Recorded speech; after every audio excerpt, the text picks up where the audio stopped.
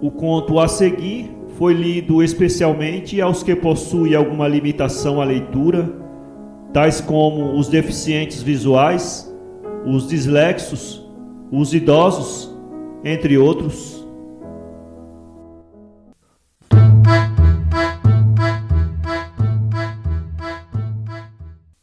O Contrato de Machado de Assis, voz Iba Mendes. Quem quiser celebrar um consórcio, examine primeiro as condições, depois as forças próprias e, finalmente, faça um cálculo de probabilidades. Foi o que não cumpriram estas duas meninas de colégio, cuja história vou contar em 3 folhas de almaço. Eram amigas e não se conheciam antes. Conheceram-se ali, simpatizaram uma com a outra e travaram uma dessas amizades que resistem aos anos e são muita vez a melhor recordação do passado. Josefa tinha mais que 1 ano que Laura, era a diferença, no mais as mesmas, igual estatura, igual índole, iguais olhos e igual nascimento. Eram filhas de funcionários públicos, ambas dispondo de um certo legado que lhes deixara o padrinho. Para que a semelhança seja completa, o padrinho era o mesmo, um certo comendador Brás, capitalista. Com tal ajuste de condições e circunstâncias, não precisavam mais nada para serem amigas. O colégio ligou-as desde tenros anos. No fim de poucos meses de frequência, eram as mais unidas criaturas de todo ele, a ponto de causar inveja às outras e até desconfiança, porque, como cochichavam muita vez sozinhas, as outras imaginavam que diziam mal das companheiras. Naturalmente, as relações continuaram cá fora, durante o colégio, e as famílias vieram a ligar-se, graças às meninas. Não digo nada das famílias, porque não é o principal do escrito, e eu prometi escrever isto em 3 folhas de almaço. Basta saber que tinham ainda pai e mãe. Um dia, no colégio, contavam elas 11 e 12 anos, lembrou-se Laura de propor a outra, adivinhem o quê? Vamos ver se são capazes de adivinhar o que foi. Falavam do casamento de uma prima de Josefa, e o que há de lembrar a outra? Vamos fazer um contrato? Que é?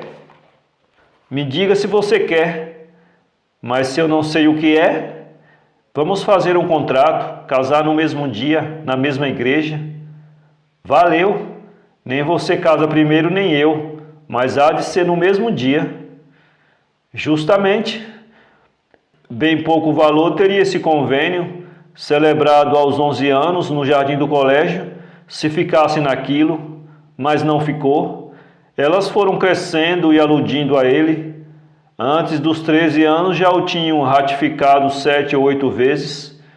Aos 15, aos 16, aos 17 tornavam as cláusulas com uma certa insistência que era tanto da amizade que as unia como do próprio objeto da conversação, que deleita naturalmente os corações de 17 anos.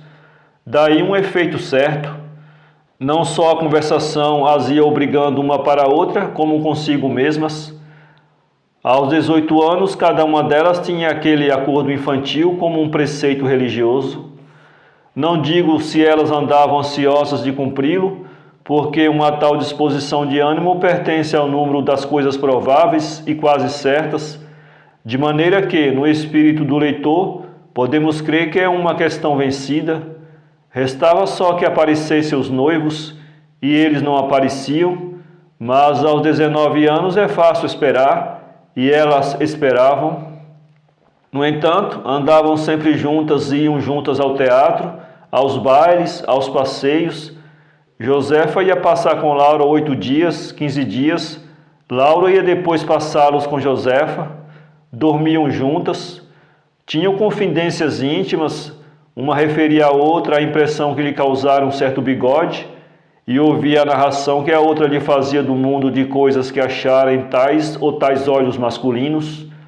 Deste modo, punham em comum as impressões e partiu entre si o fruto da experiência. Um dia, um dos tais bigodes deteve-se alguns instantes espetou as guias no coração de Josefa, que desfaleceu e não era para menos, quero dizer, deixou-se apaixonar. Pela comoção dela ao contar o caso, pareceu a Laura que era uma impressão mais profunda e duradoura do que as do costume. Com efeito, o Bigode voltou com as guias ainda mais agudas e deu outro golpe ainda maior que o primeiro. Laura recebeu a amiga, beijou-lhe as feridas, talvez com a ideia de dissolver o mal com o sangue, e animou-a muito a pedir ao céu muitos mais golpes como aquele. Eu cá, acrescentou ela, quero ver se me acontece a mesma coisa. Com o Caetano? Qual Caetano?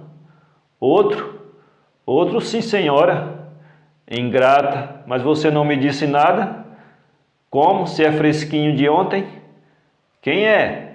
Laura contou a outro o encontro de uns certos olhos pretos, muito bonitos, mas um tanto distraídos, pertencentes a um corpo muito elegante, e tudo junto fazendo um bacharel. Estava encantada, não sonhava outra coisa. Josefa, falemos a verdade, não ouviu nada do que a amiga lhe dissera, pôs os olhos no Bigode assassino e deixou-a falar. No fim, disse distintamente: muito bem, de maneira que pode ser que em breve sejamos cumprindo nosso contrato, no mesmo dia, na mesma igreja. Justamente, murmurou Josefa. A outra, dentro de poucos dias, perdeu a confiança nos olhos negros. Ou eles não tinham pensado nela, ou eram distraídos ou volúveis. A verdade é que Laura tirou-os do pensamento e espreitou outros. Não os achou logo, mas os primeiros que achou prendeu-os bem e cuidou que eram para toda a eternidade. A prova de que era ilusão é que, tendo eles de ir à Europa, em comissão do governo, não choraram uma lágrima de saudade. Laura entendeu trocá-los por outros e raros, 2 olhos azuis muito bonitos. Esses sim eram dóceis, fiéis, amigos e prometiam ir até o fim, se a doença os não colhe, uma tuberculose galopante que os levou aos campos do Jordão e dali ao cemitério. Em tudo isso gastou a moça uns 6 meses. Durante o mesmo prazo, a amiga não mudou de Bigode, trocou muitas cartas com ele relacionou-se na casa e ninguém ignorava mais que entre ambos existia um laço íntimo. O Bigode perguntou-lhe muita vez se lhe dava autorização a pedir, ao que Josefa respondia que não, que esperasse um pouco. Mas esperar o quê? Inquiria ele sem entender nada. Uma coisa. Sabemos o que era a coisa, era o convênio colegial. Josefa ia contar à amiga as impaciências do namorado e dizia-lhe rindo: você apresse-se. Laura apressava-se, olhava para a direita, para a esquerda, mas não via nada, e o tempo ia passando 6, 7, 8 meses.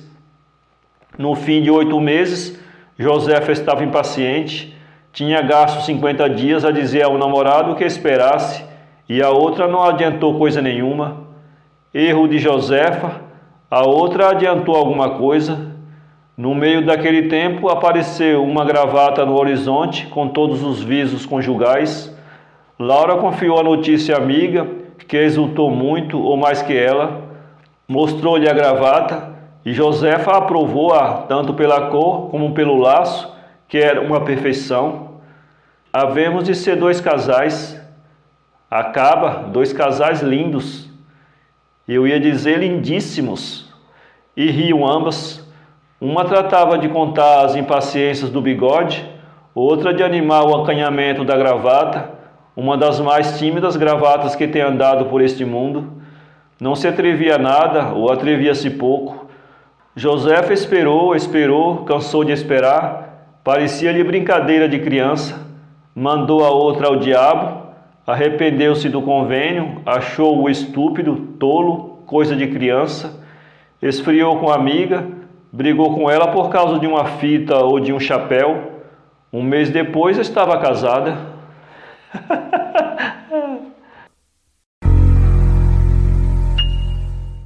Para ler este conto, acesse www.poeteiro.com